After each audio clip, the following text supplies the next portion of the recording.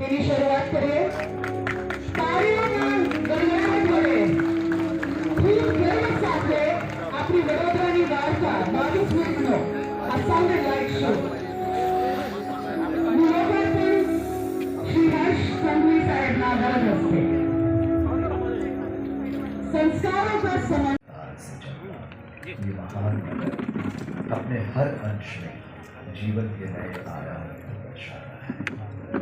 फिर चाहे उसी सागर में किसी धरकर का वास हो या विश्वामित्री की धाराओं में इसका मधुर आलाप, लक्ष्मी विलास के झरोखों से झांकता वैभव हो या खंडेराव के बाजारों में इसका खुला रास मेलों में बिखरी स्थानों और विश्व स्तरीय उद्योगों के इसके कौशल के बीच वडोदरा के एक संवाद हमेशा गूंजता रहता है, और वो है संस्कार। संस्कार जो इस नगर को अपनी अलग पहचान दिलाते हैं, संस्कार जो इसके हर बसने वाले को सद्भाव का प्रतीक बनाते हैं।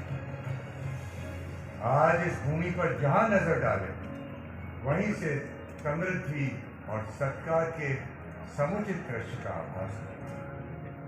शायद यही कारण है कि वर्षों से महर्षि अरविंदो, स्वामी विवेकानंद और डॉक्टर आम्बेडकर जैसी विश्वविख्यात हस्तियां इस नगर के मूल द्वार पर खींची चली आती हैं।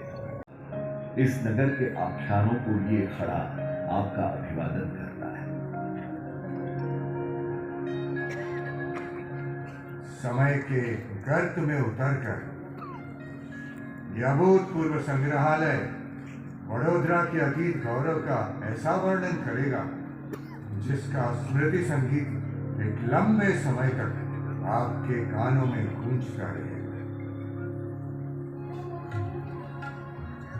यूं तो वडोदरा में मानव अस्तित्व का प्रमाण प्रागैतिहासिक काल से ही मिल जाता है, पर इसकी अतीत गाथा की शुरुआत होती है 5वीं शताब्दी से, जब वट वृक्षों की मंगल छाया तले एक नए नगर का अंकुर यहां फूट रहा था।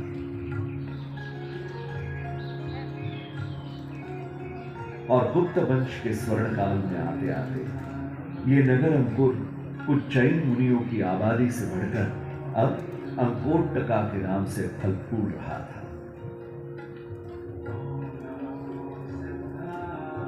जैन धर्म का मुख्य केंद्र रहे इस पुरातत्व नगर की महिमा को धरती के गर्भ से मिले 68 कांस्य चित्रों में आज भी महसूस किया जा सकता है।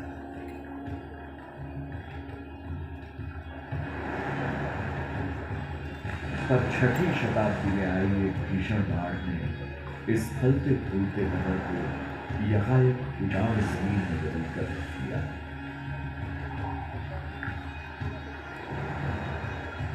प्रकृति की त्रासदी के बीच मंदिरों का कीर्तन माधुर्य भी अब शोकाकुल के शोर में बदल चुका था।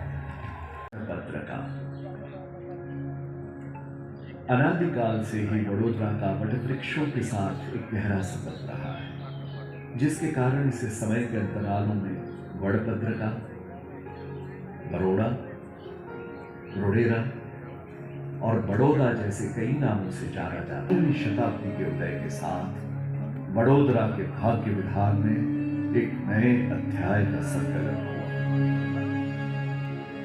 ये समय था जब मुगल सल्तनत की जड़ों को कमजोर होता देखकर सेनापति खंडेराव दाभाड़े ने गुजरात पर चढ़ाई की और उनके अधीनस्थ पिलाजीराव गायकवाड़ ने 1721 में वडोदरा पर अपनी सत्ता स्थापित की।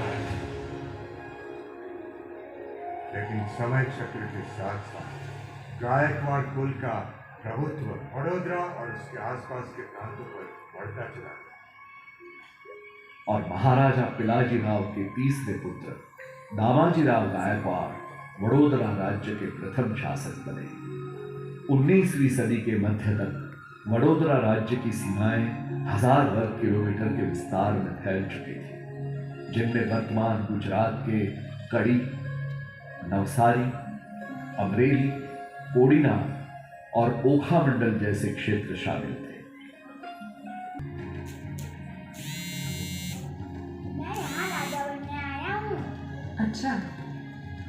12 साल के बालक से विश्वास भरे उन शब्दों को सुनकर महारानी जमुनाबाई की गहन खोज समाप्त हुई और श्रीमद गोपाल राव को गोद लेकर उन्होंने उन्हें सयाजीराव गायकवाड़ के नाम से प्रतिष्ठित कर दिया। महाराज घोषित होते ही सयाजीराव के शासनिक प्रशिक्षण की शुरुआत हुई और शिक्षा तथा कौशल के कठिन प्रवाह से गुजरकर उन्होंने खुद को एक योग्य शासक के रूप में उठाया। शासन पर संपूर्ण अधिकार प्राप्त होते ही उन्होंने सबसे पहले मल्हार राव के शासन में हुए नुकसान की भरपाई की, जिसके लिए उन्होंने राज्य में नए व्यापारों और उद्यमों को प्रोत्साहन दिया, जिनमें पेयजल व सिंचाई के लिए जल संग्रहों का निर्माण और बैंक ऑफ बड़ौदा तथा बड़ौदा धारा सभा जैसे महत्वपूर्ण संस्थानों का निर्माण शामिल था। उनके हाथों ही जमुनाबाई अस्पताल और सयाजी बाग जैसी कई सार्वजनिक सुविधाओं की स्थापना हुई और वडोदरा के वास्तु ऐश्वर्य का अलंकार लक्ष्मी विलास भवन भी उन्हीं के शासनकाल में बनाया गया। उनके शासन में ही राज्य का सबसे पहला रेल मार्ग तथा अंतरराष्ट्रीय स्तर का ओखा बंदरगाह बना और बड़ौदा एविएशन की शुरुआत के साथ महाराजा सयाजीराव ने भारत में सबसे पहले निजीकरण की शुरुआत की। महाराजा सयाजीराव न केवल एक योग्य शासक थे, बल्कि एक उत्तम समाज सुधारक भी थे।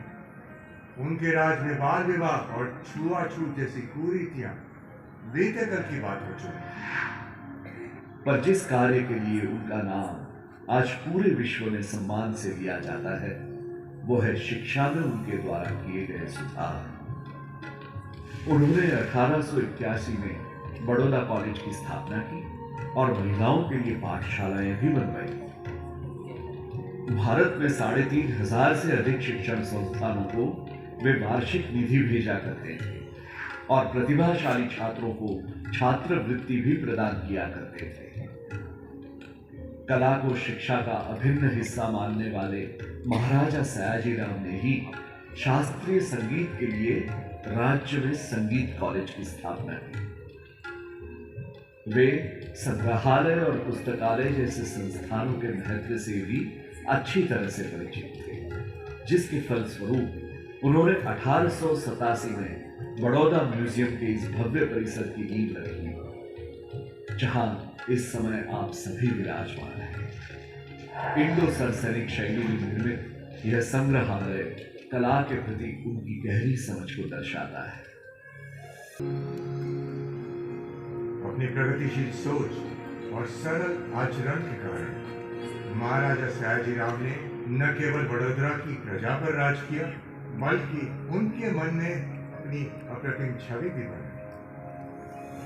समृद्धि और सांस्कृतिक गुणवत्ता से सजे वडोदरा की नींव रख उन्होंने एक आदर्श राज्य की परिकल्पना की थी, जिसे यहाँ के सदाचारी लोगों ने न केवल साकार किया बल्कि एक नए आयाम तक भी पहुंचाया।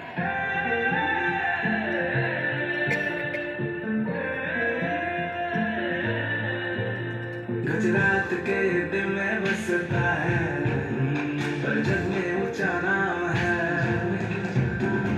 रंग मंगो त्योहारों से सजी हर रोज यहाँ की शाम है। कोई जाने इसको कलर नगरी से, तो कोई ढूंढे इसमें अपना मकाम है। हर आंख के सपनों को सच करता ये बड़ौदा जिसका नाम है। बड़ौदा जिसका नाम है।